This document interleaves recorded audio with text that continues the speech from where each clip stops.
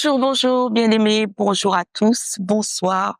Tout dépend de l'heure à laquelle tu vas regarder ton émission préférée, Un mot pour ta vie.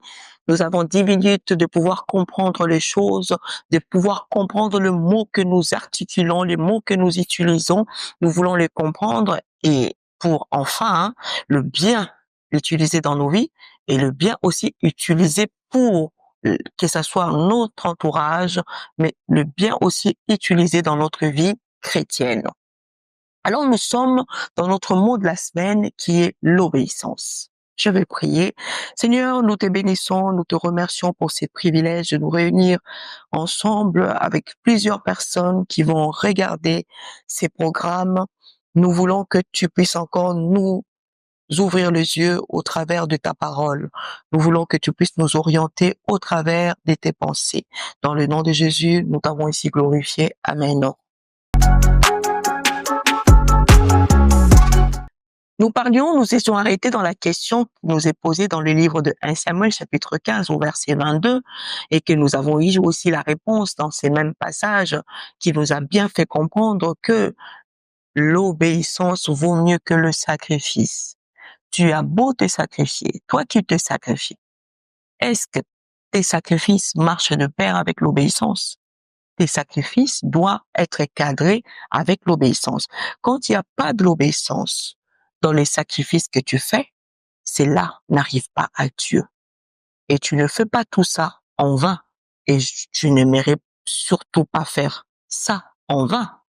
Je crois que lorsque tu fais ces sacrifices, lorsque tu poses ces comportements, tu attends toujours quelque chose auprès du Seigneur. Et il ne peut te l'accorder si tu as la clé. Je te parlais de la clé. L'obéissance, j'ai appelé ça la clé. La clé qui ouvre toutes les portes. Mais je me suis posé la question aussi, pourquoi obéir? Pourquoi obéir à Dieu? Parce que là, on parle d'abord de l'obéissance à Dieu. On obéit à Dieu parce que, premièrement, c'est lui notre créateur. C'est lui qui t'a créé. C'est lui qui connaît les plans de ta vie. C'est lui qui connaît tes besoins même plus que toi-même. C'est lui qui connaît le bon endroit où tu peux te retrouver, c'est que toi tu n'imagines même pas. C'est pourquoi tu dois obéir à toutes ces lois et à toutes les recommandations qu'il est en train de nous proposer. Nous devons obéir aussi à notre Seigneur pour une autre raison, parce que Dieu est fidèle. Il est fidèle à ses promesses. Tout ce qui te promet au travers des ordres qui te demandent, sache que cela va être accompli. Cela va être réalisé. Un homme peut te promettre aujourd'hui, mais moi qui te parle, je peux te promettre maintenant. Tu peux venir juste 2 ou 3 secondes et je change d'avis. Je te dis, ah non, j'avais pas bien réfléchi. Attends, écoute, je pense qu'on va faire ça la prochaine fois. Mais Dieu, lorsqu'il dit oui, son oui reste oui. Et lorsqu'il dit non, son non aussi reste non. Nous devons obéir parce qu'il est quoi? Fidèle à ses promesses. Et nous devons aussi obéir parce que c'est lui qui est le législateur de notre vie. C'est le Seigneur qui est le législateur de ta vie. Il est capable de changer les lois des hommes. Il est capable de changer les lois que lui-même a établies, rien que pour pouvoir te plaire, rien que pour pouvoir te combler. Souvenez-vous de 5 filles de Thélophane. Leur situation avait changé grâce à Dieu. Grâce à lui, quand tu restes obéissant à Dieu, il est capable quoi? De changer toutes les lois qui étaient établies dans ta vie.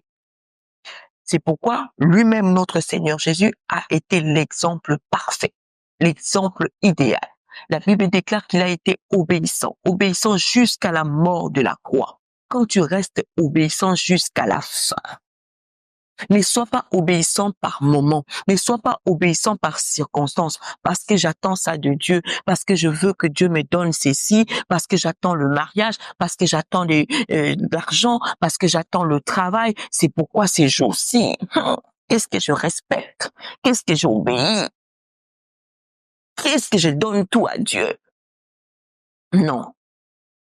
Reste obéissant jusqu'à la fin. parce que Jésus a été obéissant jusqu'à la mort de la croix. La Bible dit que c'est pourquoi Dieu l'a souverainement élevé. Tu veux vivre l'élévation, tu veux vivre l'accomplissement, tu veux vivre toutes tes bénédictions. Reste obéissant jusqu'à la fin. Ne regarde pas cette maladie qui est en train de dévaster ta vie. Ne regarde pas cette situation compliquée. Ne regarde pas tout ce que le rejet que tu es en train de subir, le regard des autres. Ne regarde pas tout ça. Reste simplement obéissant. C'est alors que tu verras que la clé que tu détiens va ouvrir toutes les portes jusqu'à la fin. Mais il faut savoir qu'il y a aussi des conséquences quand on n'obéit pas à Dieu. Quelles sont les conséquences de la désobéissance auprès de notre Dieu? J'en ai tiré 3. Quand on désobéit à notre Dieu, déjà, il y a rupture. Il y a une coupure qui s'est faite. Il y a la rupture de notre relation avec le Seigneur. Quand tu n'obéis pas, Dieu ne te regarde pas. Tu as beau crier, tu as beau chanter, tu as beau prier, tu as beau demander, sache qu'il y a une rupture. Je crois que c'est pas ce que tu aimerais. Si tu ne le savais pas, sache-le, que quand tu es dans la désobéissance, il y a rupture premièrement. Mais il y a aussi une culpabilité qui vient en nous quand tu n'obéis pas. As-tu déjà constaté quand tu es vraiment, quand je parle de vraiment, un véritable fille de Dieu? Tu as déjà remarqué quand tu tombes dans le péché, comment est-ce que tu es tourmenté? Tu as déjà constaté quand tu pèches, comment est-ce que tu es dérangé? Et c'est ça, ce sont les conséquences des désobéissances. Tu rentres dans une culpabilité interne. Ton cœur commence à se tourmenter, ton corps commence encore à se lamenter quand tu restes dans la désobéissance. Mais il y a aussi la perte des bénédictions. La désobéissance ramène la perte des bénédictions. Il y a une perte. Tout ce qui était prévu pour toi, tout ce qui était organisé pour toi, chut, tu n'auras plus rien. Écoute ce que dit la Bible. Allons-y. Nous allons lire Deutéronome 28.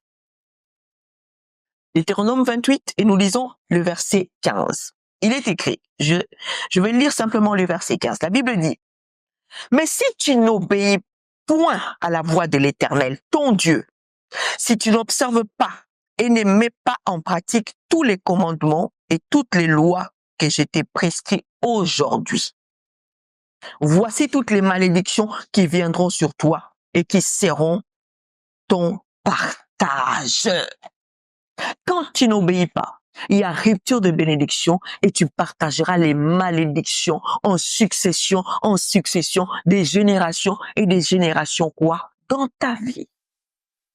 La désobéissance ouvre la porte aux malédictions. Et je sais que vous tous qui me suivez, vous tous qui allez suivre même après, vous ne voudrez pas que ta vie puisse être partagée avec les malédictions. Mais la parole de Dieu nous le dit. Lorsque toi, tu ne rentres pas dans l'obéissance, tu choisis la désobéissance, sache que toutes ces malédictions qui est prescrites à partir du verset 16 va être ton partage. Mais quel est le prix aussi de l'obéissance? Il y a le prix de l'obéissance. Quand tu veux obéir à Dieu, sache que tu as aussi les prix à payer. Les prix qui ne sont pas faciles, certes. C'est pourquoi j'ai dit que l'obéissance, quand on parle de l'obéissance, c'est pesant. C'est difficile pour certains. C'est compliqué. Parce qu'il y a des prix à payer.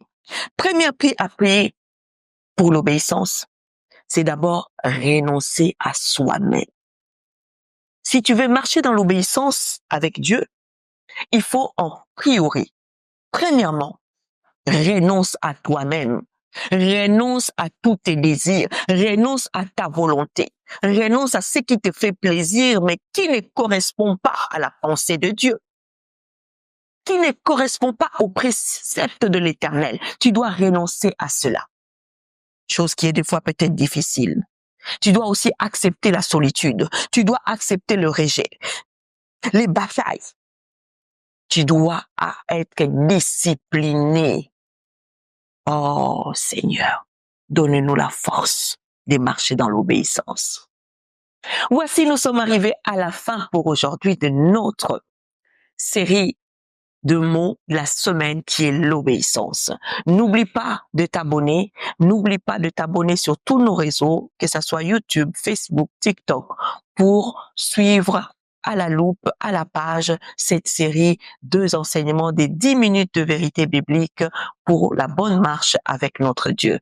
De ma part, je te souhaite une excellente journée ou une excellente soirée avec notre Seigneur Jésus.